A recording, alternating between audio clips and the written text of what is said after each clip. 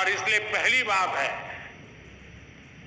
कि आप जिनके लिए कर रहे हैं उन पर आपका अपार भरोसा।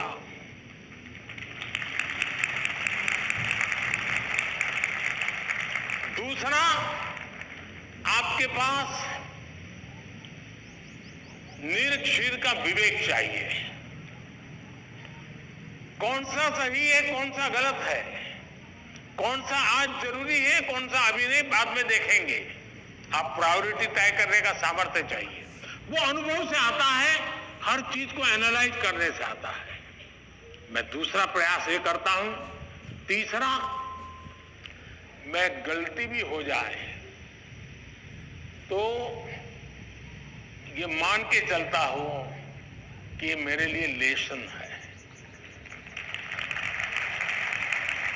मैं इसको निराशा का कारण नहीं मानता हूं। अब आप देखिए, कोविड का संकट कितना भयंकर था। मामूली चुनौती थी क्या? पूरी दुनिया फंसी पड़ी थी। अब मेरे लिए भी था कि क्या करो भाई, मैं कह दूं अब क्या करे, तो भाई वैश्विक बीमारी है, दुनिया भर में ऐसा ही है, सब अपना अपना संभाल लो। मैंने ऐसा नहीं किया। रोज टीवी पे आया, रोज देशवासियों से बात की, कभी ताली बजाने के लिए कहा, कभी थाली बजाने के लिए कहा, कभी दिया जलाने के लिए कहा। वो एक कोरोना को खत्म नहीं करता है, लेकिन वो है कोरोना के खिलाफ लड़ाई लड़ने की एक सामूहिक शक्ति को जन्म देता है। सामूहिक शक्ति को उभारना।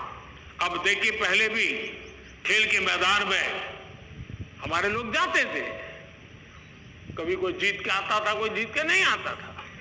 जाने वाले को पूछता नहीं था, आने वाले को पूछता नहीं था। मैंने कहा भले 3 मेडल के जीतते आएंगे, लेकिन मैं उसके ढोल पीटूंगा। तो धीरे धीरे करके 107 मेडल लाने का सामर्थ्य उन्हीं बच्चों में से निकला। सामर्थ्य तो था। सही दिशा, सही रणनीति, सही नेतृत्व परिणाम लाता है। जिसके पास सामर्थ्य है उसका सही उपयोग करना चाहिए। और मेरा तो गवर्नेंस का एक सिद्धांत रहा है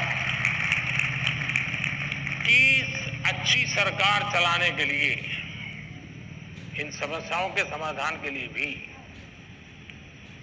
आपको नीचे से ऊपर की तरफ सही जानकारी आनी चाहिए, परफेक्ट इंफॉर्मेशन आनी चाहिए, और ऊपर से नीचे की तरफ परफेक्ट गाइडेंस जाना चाहिए। अगर ये 2 वे चैनल परफेक्ट रही, उसका कम्युनिकेशन, उसकी व्यवस्थाएं, उसके प्रोटोकॉल उसको ठीक से किया, तो आप चीजों को संभाल सकते हैं। कोरोना एक बहुत बड़ा उदाहरण है, और इसलिए पॉजिटिविटी कुछ आता ही नहीं है। और मेरे यहां निराशा के सारे दरवाजे बंद है।